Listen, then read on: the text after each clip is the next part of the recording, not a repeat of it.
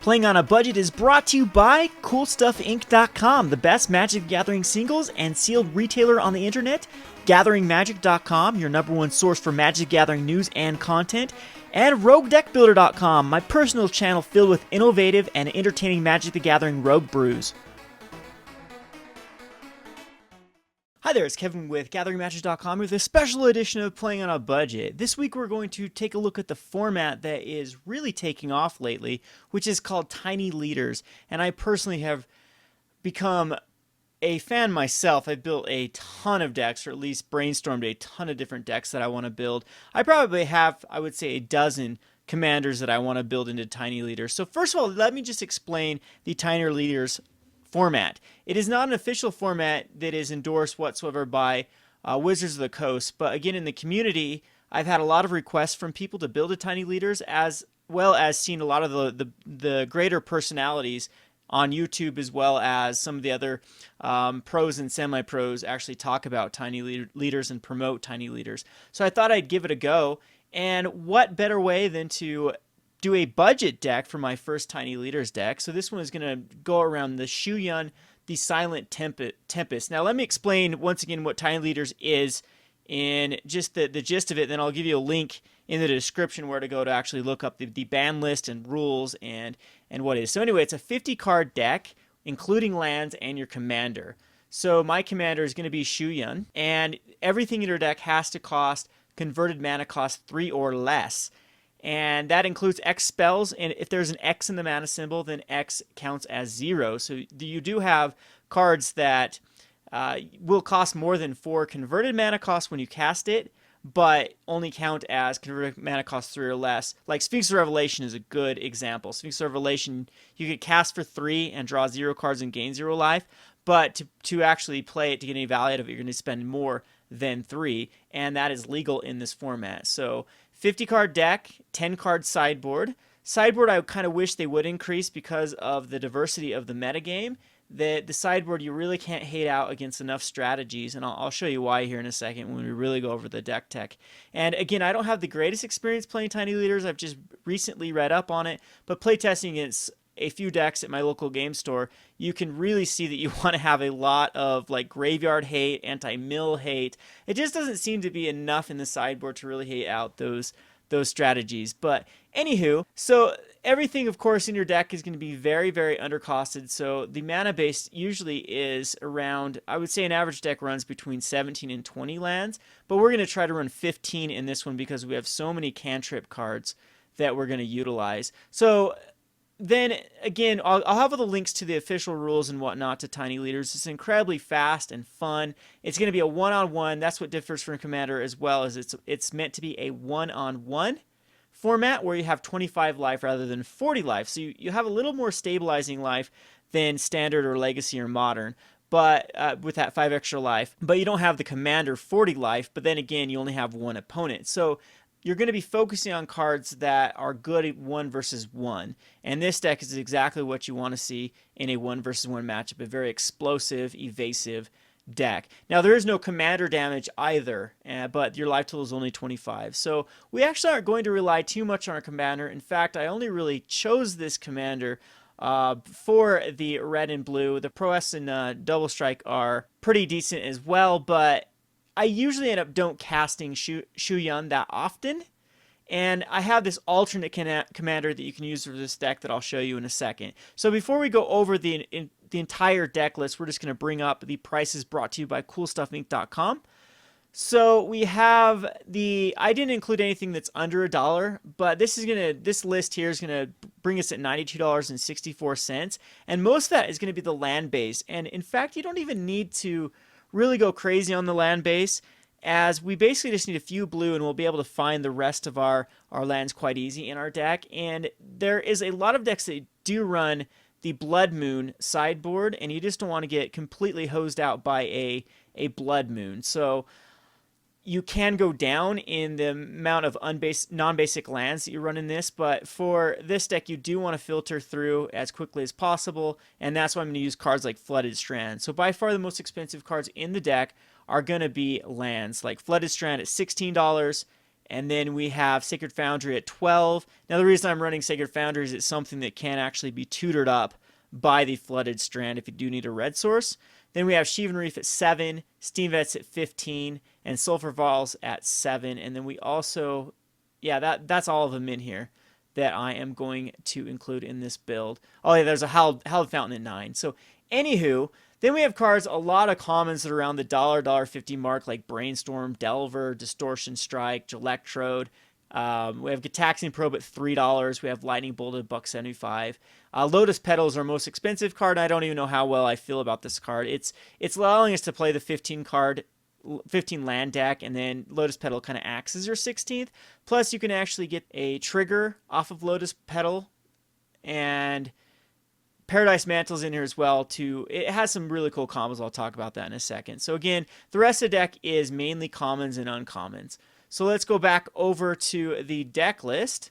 So at the 1-drop, we have a ton. I've kind of got this in different categories here. So we have the creatures we're using are everything that benefits off casting instant sorceries. So we have Guttersnipe, we have Gelectrode, and Gelectrode actually has another cool ability in this deck, and I'll get to that in a second. Then we have Nivix Cyclops, which is kind of the all-star of the deck. This is a card you absolutely want to see because it's the quickest kill, that and Kiln Fiend. Then we have Wee Dragonauts, which is kind of an evasive Nivix Cyclops, but you do have to cast more spells to go lethal. And then we have Blistercoil Weird because it also has a cool little interaction in this deck. We have Kiln Fiend, which is probably the best card in the deck. Delver, just because we have so many ways to set it up. We have a Nivmagus Elemental, which I'm a little bit iffy about, but it does have some cool combinations. And sometimes you can just get this guy really big, and there's very few things in the format that actually can take it down once it's up to like a 5-6. And again, it's a little bit harder to make this guy lethal, as you don't want to be countering your own cantrip spells. And this guy really fits in a different deck, kind of a pack of Titan and Summoner's Pack type deck where you can actually exile those cards. A lot of zero-based mana spells. And again, I'll show you this alternate build in a second here. Then we have Monastery Swiftspear. It's an actual boss in this deck. And then Young Pyromancer, which is great as well. There's a lot of decks that are using cards like Innocent Blood that make you sacrifice a creature, and Young Pyromancer protects you against those type of strategies. Now, this deck is a bit vulnerable, again, to like cards like Path to Exile. That's why the sideboard has a lot of slots to actually stop Path to Exile. But before we get to the sideboard, let's talk about what the deck tries to do. So everything is going to bank off of using instants of sorceries. We have a lot of the free spells, which Gitaxian Probe, Mental Misstep, and sometimes Mental Misstep you actually have to use on your own spells just to counter spells so you can get another trigger. Then we have Gut Shot, which sometimes again is just going to be doing 1 damage to a player, but everything is going to get a trigger off of it. And then we have the cantrip spells. We have the Gitaxian Probe kind of hits that as well to see if they have like a kill spell. If not, you go all out. Then we have Brainstorm, which sets up the Delver of Secrets quite well. We have Cerulean Wisps that you just make a creature blue and draw a card. So again, it's kind of a cantrip type card. Plus, it's got a nice little interaction with the Paradise Mantle. So let's just talk about Paradise Mantle real quick. Paradise Mantle has a combo with Blistercoil Weird and Gelectrode. So if you get Gelectrode or Blistercoil Weird hooked up to a Paradise Mantle, you can actually get these guys to untap a ton and then just start casting basically all of your spells because it taps for any color. And most of the cards in our deck are going to be 1-costed spells. And so you can just keep going through all your cantrips, and the Blistercoil Weird just keeps getting bigger and bigger and bigger. So you have a Young Pyromancer out, you can just make a ton of triggers in 1 turn, or like the end step of your opponent if you have a lot of instances you can cast, and eventually just swinging for lethal. So cool little combinations with Gelectrode. And that's why we're also using the Cerulean Wisps, just because I think it's one of the better cantrips. We ended up having to cut some cantrips like the Serum Visions and Sleight of Hand just because I thought there was too many in the deck. But the ones we're really running, the good ones, are the ones that can set up the Delver, which is Brainstorm, Ponder, and Preordain. And then we have the Shadow Rift, which gives a creature shadow until end of turn, and you draw a card. So it's very good. It gives a creature evasion, and then you get a draw. And then we have Repeal, which you can return target non-land permanent with converted mana cost X to its owner's hand. You could actually use this on like a Lotus Petal for just one if you have to get that cantrip. If not, you're usually going to spend this for maximum is going to be 4 with this with Repeal, and you get to draw a card, which is very important with this deck. So you can actually return their blocker back to their hand. And in fact, there's a lot of cards in the format that kind of prevent you from attacking, like Ensnaring Bridge or Ghostly Prison or Propaganda, cards like that you can actually just chuck back with Repeal and then swing in for lethal, or just completely set back your opponent. I just found this card a little bit more powerful than like Into the Royal or Boomerang, those type of cards that return cards back. Then we have cards. The next category that we have are cards that actually pump up your creatures, which is cards like the Temur Battle Rage, which gives it double strike. Now Shuyun does give double strike with the Prowess activation, but if you don't really rely on Shuyun's prowess, then we do have, like, again, I usually rarely cast Shuyun. It's just nice to have. It's just another creature that you can keep casting if they, destroy your creatures or whatnot. But usually what you want to do is Kiln Fiend and then give it double strike. And the ways you do that is through Double Cleave, which is nice with the Shuyun. The Double Cleave actually works because the rules of Commander and Tiny Leaders, if the mana symbols exist in your Commander, then you can actually have those colors in your deck.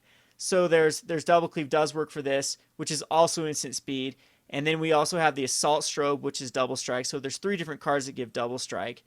And then we have a Titan Strength that pumps up a creature. And this the clout here is pretty sweet because basically everything in your deck is going to get +2/+2, or it's going to get +1/+1 in Shroud. And some of the cards don't care about being targeted, like the Wee Dragonauts or Nivix Cyclops. You just have to cast enough spells. And this does trigger off the Shuyun as well, because Shuyun doesn't care if it's an instant or sorcery. It just cares it's a non-creature. And giving Shuyun Shroud is pretty good. But again, everything in this deck, a lot of these cards anyway, are going to be both blue and red. Like the Wee Dragonauts is going to get +2/+2 and haste and Shroud, or the Blistercoil Weird, or the Nivmagus Elemental, which again I'm still iffy about. But if you go first turn or even late game, draw a Nivmagus Elemental and you have a clout, you can actually give it becomes a 3/4 with Shroud and haste, and then you can exile a bunch of spells to actually make it bigger. But again, you have to be careful with that Shroud, because you cannot, the difference between Shroud and Hexproof is you yourself cannot target something with Shroud. So you can wait until the end though. I mean, you can just exile or target and then put the clout on the Nivmagus Elemental or whatever target, and it should be okay. So a couple other things in here. We have the Hidden Strings, which is just an absolute boss in this deck. Has great triggers with cards like Guttersnipe or Young Pyromancer. It's going to be a free spell, and I thought about using other free spells like Twiddle, but Hidden Strings by far is a more powerful one because it's just so versatile. You can tap or untap 2 different permanents and then Cipher onto a creature. And then if the creature has double strike, that means Hidden Strings is going to go off twice. And depending on the card, like especially Young Pyromancer and the Guttersnipe, that is very, very good. And one cool thing with double strike and even like Nivix Cyclops with Hidden Strings on it is at least you'll get one activation that is relevant, because first strike damage will hit, and then you'll be able to cast Hidden Strings, and then it will pump it up for the double strike damage or the normal damage. So I thought about with Hidden Strings that we're going to use Is It Boiler Work, and I think I'm actually going to put that in.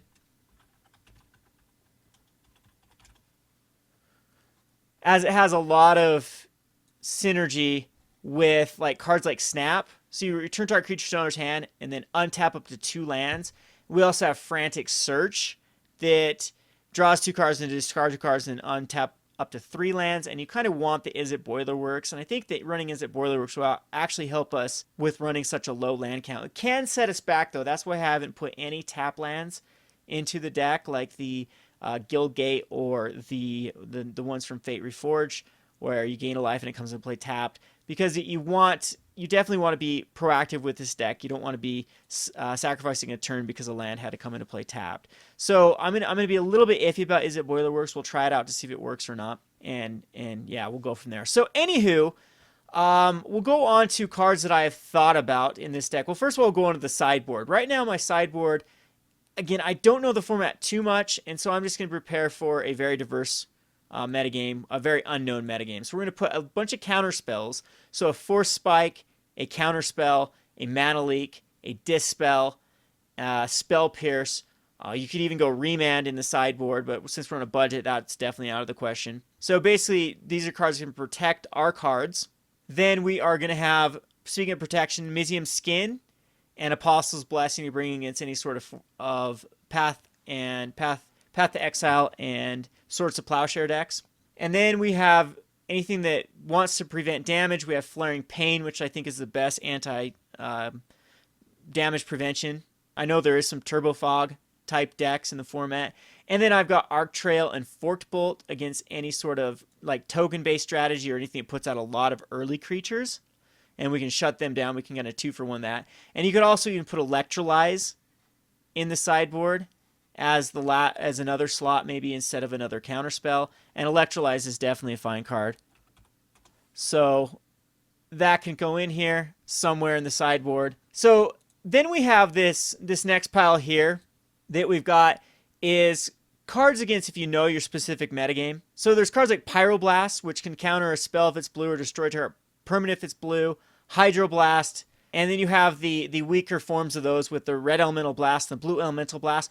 Why they're weaker is Blue Elemental Blast can only counter or destroy a red spell or permanent if it's red. Like, it can only target it. The cool thing about Hydroblast is you can still target a non-blue or non-red, and sometimes that actually comes into effect. Like, if you have to target with, like, say, Pyroblast, you have to target your Young Pyromancer just to get a trigger. You can still destroy target permanent if it is blue, but it's not blue, so it just kind of fizzles, but you'll still get the trigger off of it. So it's a little bit better than the Blue Elemental Blast and Red Elemental Blast, but you can actually run double copies since they are different cards.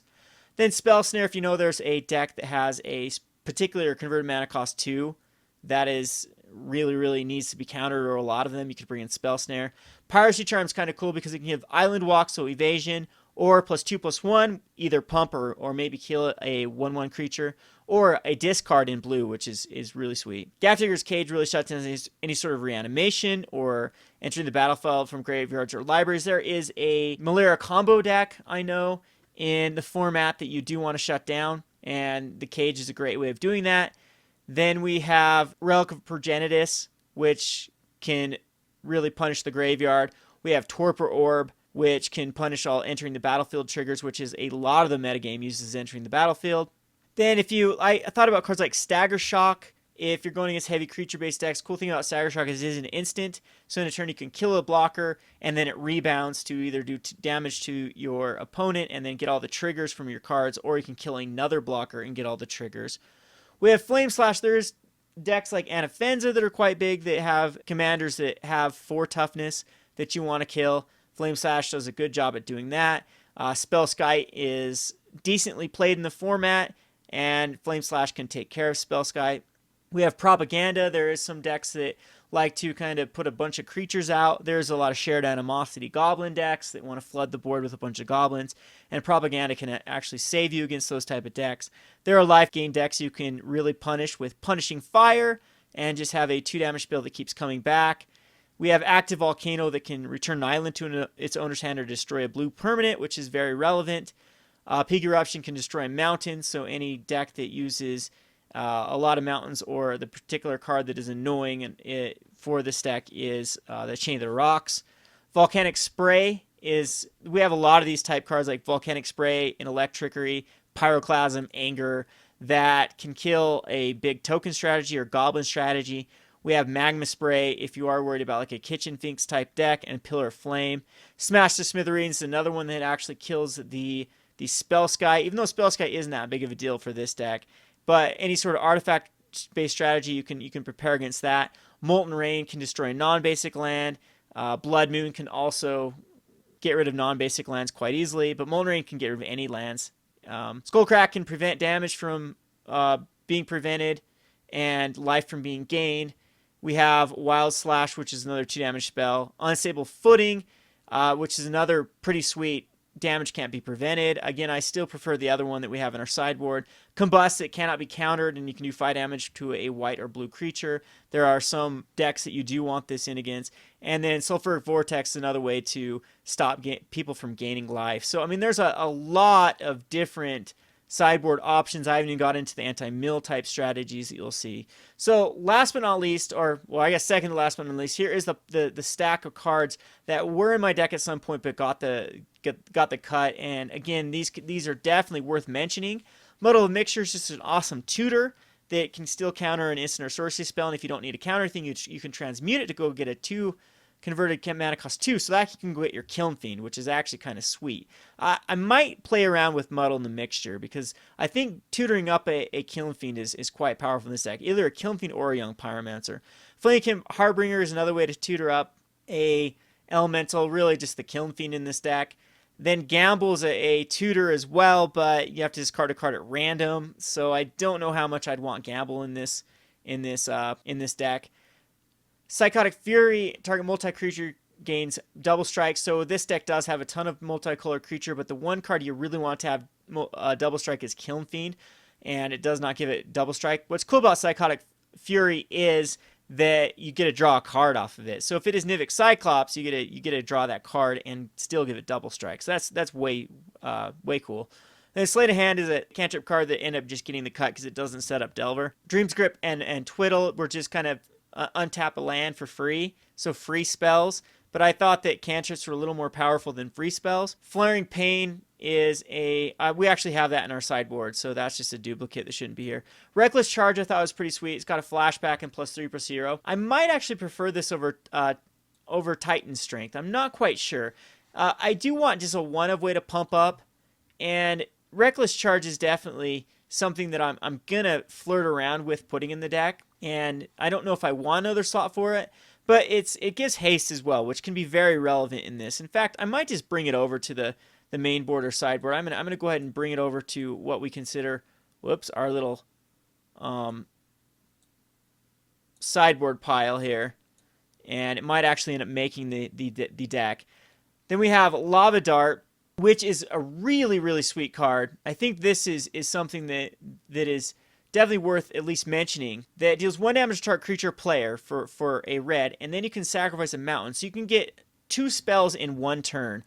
And so you can kill 2 blockers and sacrifice a mountain. So it's kind of an all-in strategy. So it's definitely a card that I'm going to flirt around with and test around with to see how well I like it. Then Defy Gravity is kind of the exact same as Artful Dodge. You could definitely put it in there as just another Artful Dodge. Thunderclap, which is pretty sweet because you can sacrifice a mountain rather than paying its mana cost, and deals 3 damage to target creature. The problem with this is they have to have a creature that's worth killing out, and you do still have to sacrifice a mountain. But it is another free spell that you can cast.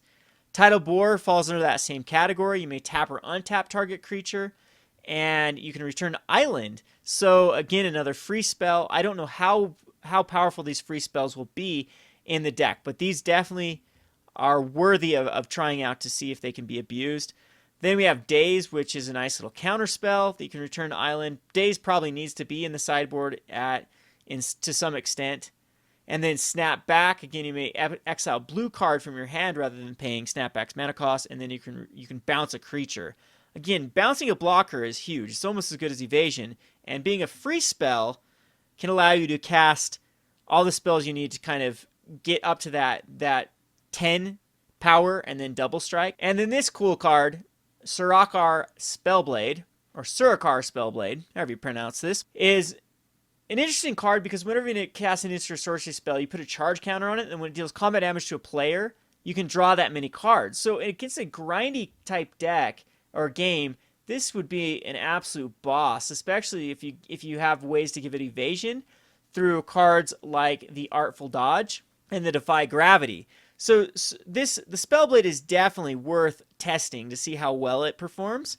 And if I were to put it in the deck, it definitely would have more of the evasive type cards. Now, No Shuyan can actually go different ways than what we've done. There's a sweet little enchantment route that you can go with this, a Jeskai Ascendancy combo that you can go with this card, with like Retraction Helix and Dragon's Mantle, and there's even cards from way back in the day that might even be better than Dragon's Mantle, and yeah, you can basically really abuse a lot of cards with the Ascendancy combo, but I feel like an all-in strategy is the way to go with this deck, especially on a budget. But you don't have to use Shuyan, because again, we're not using white in any way, because I thought that if we were going to go into 3 colors, it would take it away from any sort of budget-based deck. So if you go into white, though, there's cards like Lightning Helix, which is really good. There's even cards like God's Willing, or other cards like Apostle's Blessing. We are allowed to use Apostle's Blessing because our commander does have white in it, and we're going to use it in the sideboard because we never need to pay mana for a white. So the other commander I thought about using was any Temur colored commander. As you get access to some really sweet green cards, you get Land Grant, which is essentially a free card to go get a forest and put it into your hand. This card is just amazing. It's a completely free card once you're out of lands in your hand that you can cast a spell and go get a mana to put into play. So Invigorate it's going to be up a damage with Invigorate. They gain 3 life, but then you can get a creature +4/+4, so you're actually up a damage, and also you get all the triggers off of that. So Invigorate is awesome. Then you have the Simian Spirit Guide and the Elvish Spirit Guide that I think you can go a higher all-in strategy with, like Manamorphose, which is another free spell. It's not only a free spell, but it also cantrips, completely free. And then you have Become Immense, which is very, very powerful in this format, as you're going to have plenty of cards in your graveyard, and then you can get +6/+6. Then Mutagenic Growth, which is another free spell, +2/+2. And Summoner's Pact has a really sweet interaction with both the Wild Cantor and the Elvish Spirit Guide, as you can actually tutor it up. So you get to cast a spell and generate a mana with the Summoner's Pact. And then same thing at first turn with the Wild Cantor. Or you can even go, there is a Goblin that's very similar to Wild Cantor that you can sacrifice it to add an additional red to your mana pool that is very, very relevant in a deck that wants to kind of ramp up and cast enough spells on like turn 4 for the win. So that is definitely another angle you could easily go on a budget. And I don't know what I like better, because we would have to cut more cards to fit these in, but cards like Become Immense and Invigorate and Land Grant do seem incredibly powerful. So I'll mess around with the Asova in these cards as well and see which is the best build. But sorry for the very, very long-winded video. And I'm sure the editors are going to hate me for this, because it's going to be a lot of editing. But I really am into Tiny Leaders again. It's a very fun format. We'll have links to where you can find information about Tiny Leaders. And the gameplay is going to have to be live. So I'm gonna hook up my camera, and we're going to just get some buddies together, and we're going to actually play some Tiny Leaders. And until it's on MTGO. So that's something I would like to propose, that if we can make our voices heard, anyone that is a fan of Tiny Leaders or want Tiny Leaders to be a recognized format, to really push Wizards of the Coast to put it on MTGO, so we can actually play this on MTGO and kind of establish a nice little metagame with the Tiny Leaders. Because right now, like, MTGO is the best way to establish a metagame. You could test, 1 o'clock in the morning against other players. It's for me, I have limitations, especially living in rural Utah, how many decks I can play against. And I'm sure they're going to be very similar to my style, since I'm kind of the influence of my local game store. And I'd really like to get a broader spectrum of decks to play against, to see actually what would be, a really, really competitive, fun deck. So I'm absolutely loving Tiny Leaders. Let me know what you think about this in the comments, and we will get to some gameplay here and see some other decks in action. This has been Kevin with GatheringMagic.com. Thanks for watching. Thanks for watching Playing on a Budget. If you haven't already, please subscribe to Gathering Magic and check out our Playing on a Budget playlist, which contains every episode. Thanks again, and hope to see you soon.